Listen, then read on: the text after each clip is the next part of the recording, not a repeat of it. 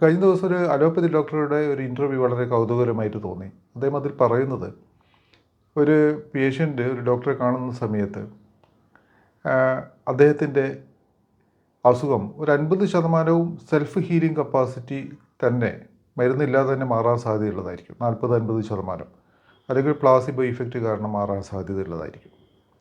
പിന്നെയുള്ളത് ഒരു അടുത്ത 30% മാത്രമേ മരുന്നിൻ്റേതായിട്ടുള്ളൊരു ഇഫക്റ്റ് ഉണ്ടാവും.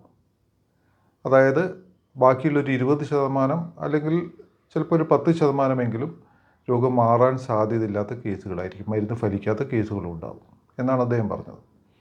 പക്ഷേ ഞാൻ ആലോചിക്കുമ്പോൾ ഒരു സൈക്യാട്രിസ്റ്റിനെയോ ഒരു ഹീലറെയോ കാണുന്ന ഒരു പേഷ്യൻ്റ് വളരെ കാലം വെയിറ്റ് ചെയ്ത് ഈ സ്ട്രെസ്സ്, ആങ്സൈറ്റി, ഫിയർ, ഡിപ്രഷൻ ഇതെല്ലാം താനെ മാറും എന്ന് പ്രതീക്ഷിച്ച് കാത്തിരുന്ന് നിരാശരായി അത് കൂടി വരുന്ന സമയത്താണ് ഒരു ഡോക്ടറെ കാണുന്നത്, അല്ലെങ്കിൽ സൈക്യാട്രിസ്റ്റിനെയോ ഹീലറെയോ അപ്രോച്ച് ചെയ്യുന്നത്. അവിടെ സെൽഫ് ഹീലിംഗ് ഇല്ല, അവിടെ പ്ലാസിബോ ഇഫക്റ്റ് ഇല്ല. തൻ്റെ മുന്നിൽ വരുന്ന ക്ലയൻറ്റിനെ സംബന്ധിച്ചിടത്തോളം ഈ തരത്തിലുള്ള സപ്പോർട്ടും ഇയാൾക്ക് കിട്ടുന്നില്ല, ഡോക്ടർക്കോ ഹീലർക്കോ കിട്ടുന്നില്ല. അതുകൊണ്ട് തന്നെ അവിടെ ഒരു പരിവർത്തനം, ഒരു ട്രാൻസ്ഫോർമേഷൻ പൂർണ്ണമായും വരുത്തേണ്ട വലിയൊരു ഉത്തരവാദിത്തമാണ് ഹീലർക്കും ഈ സൈക്യാട്രിസ്റ്റിനും ഉള്ളത്. അപ്പോൾ അവിടെ തന്നെ ഒരു 80% ഇദ്ദേഹത്തിൻ്റെ പ്രവർത്തനം കൊണ്ട് തന്നെയാണ് അവിടെ ഒരു വിജയം ഉണ്ടാകുന്നത്. ഒരു 20% ചിലപ്പം കാര്യമായിട്ടുള്ള റിസൾട്ട് ഉണ്ടാക്കാൻ പറ്റാതെയും വരാം.